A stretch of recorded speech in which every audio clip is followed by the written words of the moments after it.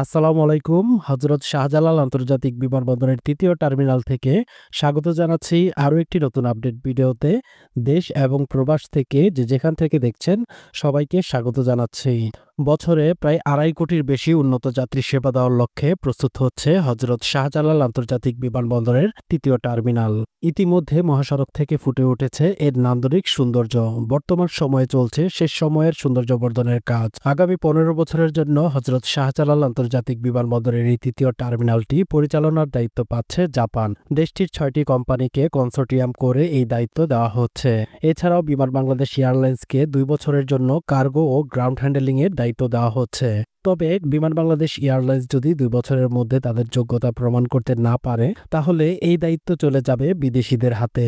অর্থাৎ এই ২ বছরের মধ্যে বিমান যদি তাদের যোগ্যতা প্রমাণ করতে না পারে, তাহলে এই দুইটি দায়িত্ব চলে যাবে বিদেশিদের হাতে।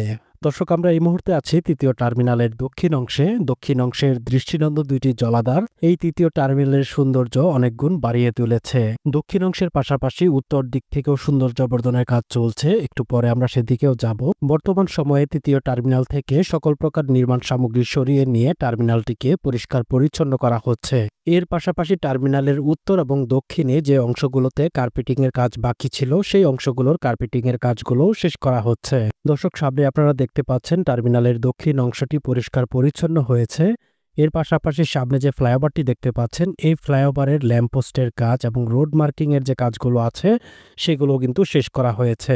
এবার আমরা টার্মিনালের মাঝামাঝি অংশে চলে এসেছি। সামনে আপনারা দেখতে পাচ্ছেন ঢাকা বিমানবন্দর মহাসড়ক, আর এই মহাসড়কের পাশে হচ্ছে কার পার্কিং ভবন। বর্তমান সময়ে কার পার্কিং ভবনের সামনের অংশ থেকে সৌন্দর্য বর্ধনের পাশাপাশি ঢাকা বিমানবন্দর মহাসড়কের অংশটিকেও পরিষ্কার পরিচ্ছন্ন করা হচ্ছে। এখানে যে নির্মাণ সামগ্রী ছিল সেগুলো অধিকাংশই সরিয়ে নেওয়া হয়েছে।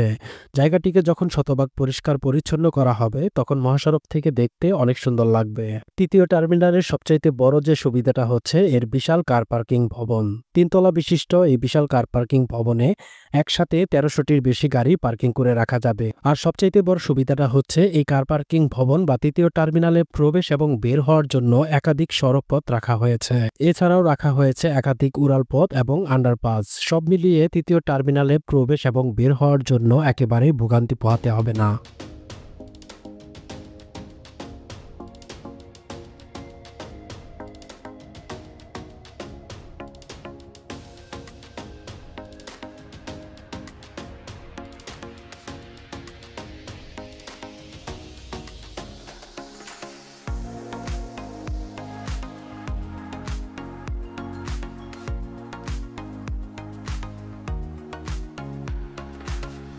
দর্শক, এবার ৩য় টার্মিনালের উত্তর দিকে চলে এসেছি। উত্তর দিকেও কার্পেটিং এর মাধ্যমে জায়গাটিকে অনেক পরিচ্ছন্ন করা হয়েছে।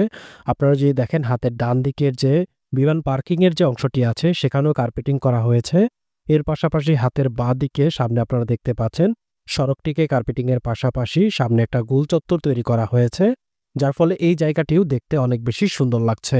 ৩য় টার্মিনালের উত্তর অংশে ২টি গোল চত্বর থাকছে। সামনে আপনারা দেখতে পাচ্ছেন এটি হচ্ছে ছোট গোল চত্বর, এবং এর সামনের যে মহাসড়কের পাশে একটি গোল চত্বর তৈরি করা হচ্ছে, এই চত্বরটি মোটামুটি অনেকটা বড় করে তৈরি করা হচ্ছে।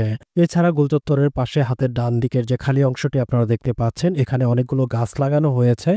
যখন এই গাছগুলো বড় হবে, তখন এই জায়গার পরিবেশটা দেখতে অনেক বেশি সুন্দর লাগবে। এছাড়া উত্তর দিকের যে জায়গাগুলো আছে সেই জায়গাগুলো কার্পেটিং শেষে আশেপাশের অংশগুলোকে পরিষ্কার পরিচ্ছন্ন করা হচ্ছে।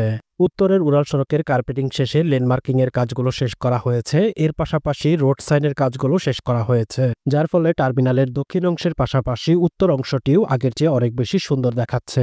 দর্শক, সেই সাথে আজকের ভিডিওটি এখানেই শেষ করতে যাচ্ছি। আবারও দেখা হচ্ছে নতুন কোনো ভিডিও নিয়ে, ইনশাআল্লাহ।